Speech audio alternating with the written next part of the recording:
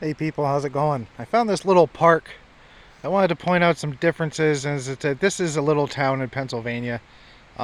It floods here quite often. Um, I found this little park a long time ago, but I never realized like there was another part of it. There's this big walking track here. There's a gazebo over there. Some donated stuff, toys, little playground that they did build, more modern stuff. But right, you do a 180-degree turn, and you come over here. Right? Now, here we go. Here's what some of us older people might remember. There's some stuff in this park that I've never seen before that's like ancient, right? But I had to point it out. Right? Here's the rusty old monkey bars, right? We all remember playing on those, getting hurt, falling off the top, trying to put a tarp over it, build a fort. And then we all remember the merry-go-rounds and stuff, but this is one that I have to admit, I think this would be scary as shit if it works the way I think it does. Look at this thing. Right? I'm guessing these handles on the side at one point, right? You had one person on that side, one person on this side, and you pumped it and it span it around. Like this is like some archaic 1950s shit right here, probably at least. But this is the stuff I don't never seen anything like this. This is definitely a first for me. If this was up and running, parents of today, oh my God, would have a fit. But this is, the kind of shit that, just the kids don't even play on it anymore. But there's a whole little decent park set up here. There's this creek here. There is another gazebo on the other side of the river there you can rent out. If I remember, it did have we might take a walk over there if I have time. But you can rent it out for parties and stuff. There's refrigerators and ovens. But this routinely floods. I mean, the first big flood up here in the Northeast was in 2006. Then it flooded again in 2011. But a lot of this stuff was completely underwater at one point. This you see here is normal. This is not flood damage, but see, like, right? Who doesn't remember doing this with the swings, wrapping them all up, so the babies couldn't play in them, and But this one here, this got to be like for newborns. Chain so high it's up off the ground. Little house they built. The tires. Everybody remembers the tires, right? I'm guessing this right here was probably just to block people from going over there. The swings, they got an old boat over there. Yeah, I think we're going to go across the bridge. Check this out. Because these are the things that you just don't see anymore. And this one isn't going to be around much longer either. It's really sad that because of all this stupid technology, look at this. This is just, now it rained for the last couple of days, so there's a little bit more water, right? Beautiful nature. How come nobody wants to come see this anymore? Instead it's, we got to be inside on our video games, glued to our fucking screens. Yeah, I know I'm making this video, but these places are disappearing. And it's sad because they used to be some of the places where communities would come together. And now all the communities are all tearing themselves apart. And it's all over the dumbest fucking shit. I'm going to make videos. I'm going to keep saying it. We are the ones destroying this country. We're saying fuck you to my neighbor. Now, I'm in Northeast Pennsylvania. For those that you don't know, in the early 2000s, there was a natural gas boom up here. Property went from $2,500 an acre to $25,000 an acre at one point. So a lot of people started fighting over property lines. See this slide right here?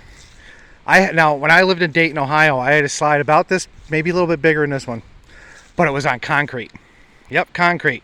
My mom trusted me at like 2.5 years old to climb up there myself, and I fell right off the top of it. Maybe that's why I'm so fucked up, right? But at least we weren't pussies, right? You didn't have all this grass and shit.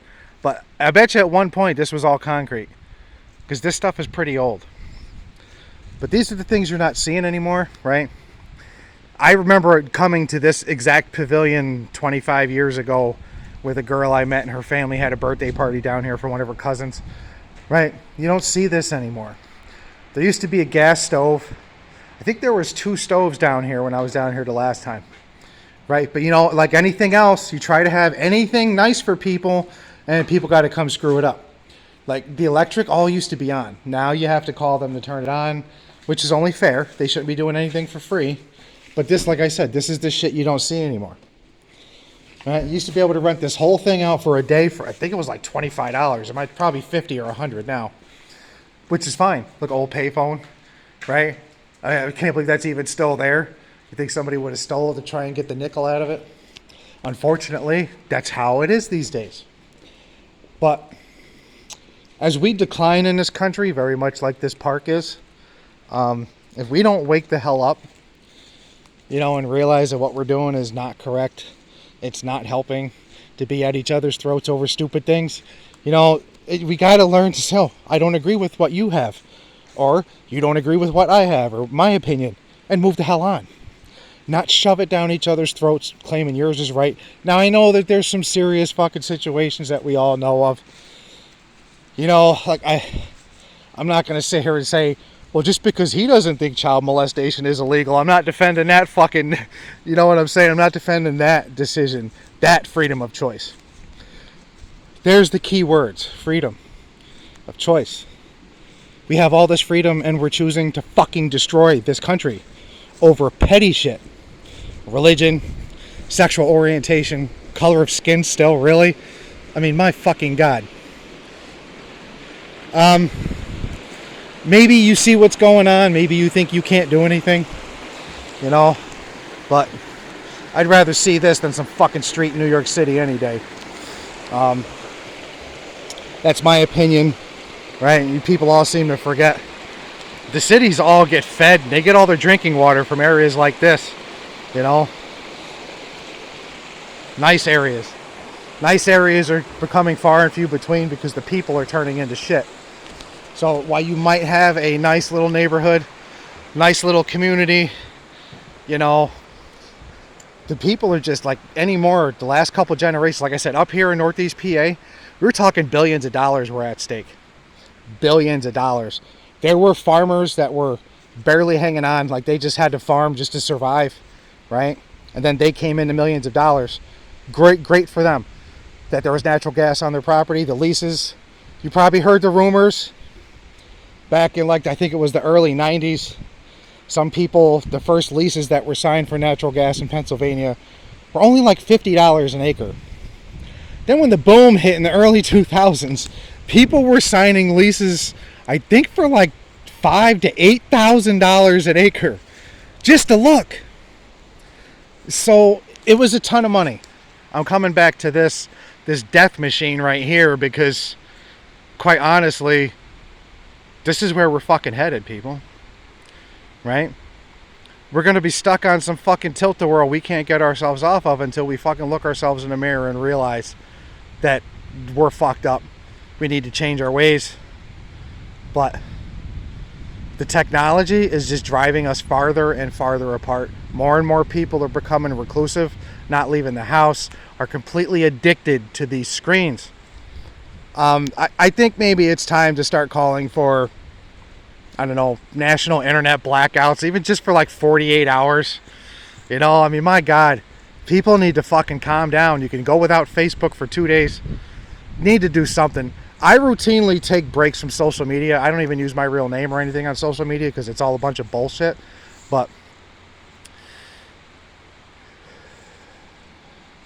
some people, I look at some people's profiles and it's like, man, they're making posts every 10 minutes.